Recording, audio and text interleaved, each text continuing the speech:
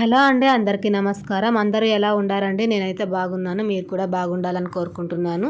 అయితే కొంచెం హెల్త్ బాగోలేక ఒక 2 రోజులు లీవ్ తీసుకున్నానండి. పొద్దున్న ఇంక టిఫిన్ చేయడానికి కూడా ఓపిక లేక డైరెక్ట్గా మధ్యాహ్నం కూడా సరిపోతుందిలే అనేసి పప్పు అన్నం చేస్తామనేసి పప్పుకు పెడుతున్నాను. ఈ మధ్యన అయితే కందిబెల్లలో చాలా ఎక్కువగా కలుపుతున్నారండి కలర్. చూడ్డానికి బాగా చక్కగా పచ్చి కలర్ గా కనిపిస్తాయి. అదంతా కూడా కెమికలేనండి. దాన్ని నీళ్లు పోసి బాగా క్లీన్ గా కడిగేసుకోవాలి.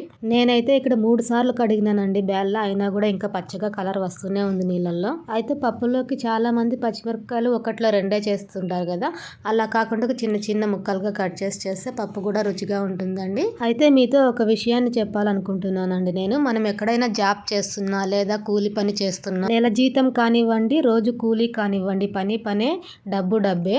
అయితే మనం పని చేసే చోట ఎంతో కొంత ఆత్మాభిమానం అనేది ఉంటుందండి. ప్రతి ఒక్కరికి ఉంటుంది ఆ ఆత్మాభిమానం అనేది. ఆ ఆత్మాభిమానాన్ని దెబ్బతీసే మాటలు అయితే కొంతమంది మాట్లాడుతుంటారండి.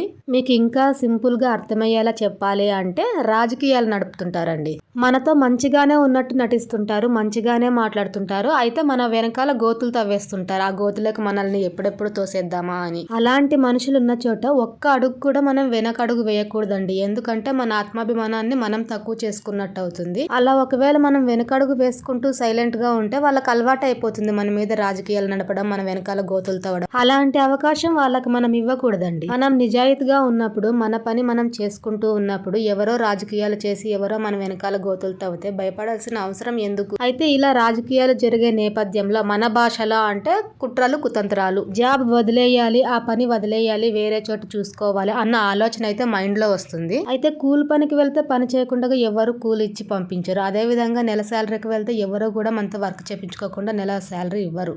ఫైనల్ గా చెప్పదలుచుకున్నది ఏంటి అంటే, మనం నిజాయితీగా ఉన్నప్పుడు, మన వర్క్ నిజాయితీగా ఉన్నప్పుడు, మనకి ఎంత ఫ్రస్ట్రేషన్ ఉన్నా కూడా ఒకే చోట పని చేయాలనే ఆప్షన్ అయితే ఉండదండి. రీప్లేస్మెంట్ అనేది చూసుకోవాలి. మనకు కుదిరినంత వరకు, మనకు పేషెన్సీ ఉన్నంత వరకు ఓకే. వన్స్ ఆ పేషెన్సీ క్రాస్ అయ్యింది అంటే బ్రతకడానికి చాలా దారులే ఉంటాయండి. దొంగతనం, దోపిడీలు చేయాల్సిన అవసరం లేదు. కష్టపడే తత్వం ఉంటే ఎక్కడైనా బతకగలం. అయితే మా పిన్ని కూతురు రీసెంట్ గా ఒక చోట అయితే వర్క్ చేస్తుందండి. తనకు ఎదురైన సిచ్యువేషన్ ఇది. తనకు చెప్పింది ఒకటే మాట అండి, ఏదైనా కూడా మనం చేసే పని ఇష్టంతో చేయాలి, కష్టంతో కాకుండా. అప్పుడే మనకి ఫలితం అనేది చేకూరుతుంది. అయితే మనం ఎంత నిజాయితీగా ఉన్నా కూడా మన కష్టం, మన పని కొంతమందికి తెలియదండి. అప్పుడు మనసుకు అనిపిస్తుంది నిజాయితీ దారిలో కాదు నడవాల్సింది, అడ్డదారిలో అని. కానీ పొరపాటును కూడా నెగిటివ్ థాట్ అనేది రానివ్వకూడదండి మైండ్ లో. కాకపోతే కొంచెం కష్టమేనండి ఇలా ఉండటం. రిజల్ట్ తొందరగా రాకపోయినా స్లోగా అయితే ఖచ్చితంగా వస్తుందండి. మన నిజాయితీనే మనల్ని కాపాడుతుంది. అన్నం చేసేస్తున్నానండి. ఇంక పప్పు కూడా ఉడికిపోయింది, రామేస్తామనేసి రాముతున్నాను. మరో పక్క గుండెల్లో తిరువాత పెట్టేసుకున్నా. అయితే చాలా మంది పప్పులోకి తాలింపు వేస్తారండి. నేను మాత్రం రివర్స్ అన్నమాట. అంటే తాలింపులోకే పప్పు వేస్తాను. ఇది నాకు మా అత్తయ్య చెప్పిన చిట్కా అండి. ఎందుకంటే తాలింపులోకే పప్పు వేయడం వల్ల ఆ వేడికి రుచి అనేది ఇంకాస్త పెరుగుతుంది. నంచుకోవడానికి అప్పడాలు, సొండిగలు ఏం వేపలేదు. అన్నం పప్పు చేసేస్తున్నాను. నంచుకోవడానికి అయితే మామిడికాయ, ఊరుగాయ తెచ్చి పెట్టుకుంటా ఇంట్లో. ఇదేనండి ఈరోజు వ్లాగ్. మరి సపోర్ట్ చేయాలి అనిపిస్తే కనుక ఒక చిన్న లైక్ చేసి మన ఛానల్ని సబ్స్క్రైబ్ చేయండి. Thank you for watching friends. Bye bye.